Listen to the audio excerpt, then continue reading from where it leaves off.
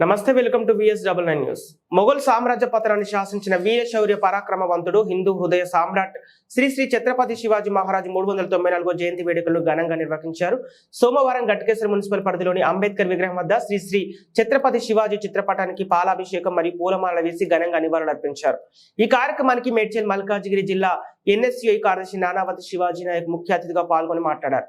హైందవ సామ్రాజ్య స్థాపన లక్ష్యంగా ధర్మ ధ్వజమే దైవ ధ్వజంగా భారత అహర్నిశలు పరిశ్రమించిన పావన చరిత్ర భారత జాతి సగర్వంగా చెప్పుకునే హైందవ ధీరుడు, భారత వీరత్వానికి ప్రతీకగా నిలిచిన యోధుడు శ్రీ శ్రీ ఛత్రపతి శివాజీ మహారాజు మొఘల్ సామ్రాజ్యవాదులను తరిమికొట్టి హిందూ ధర్మాన్ని కాపాడిన వీరుడిగా పేరుగాంచిన ఆయనను కొనియాడారు.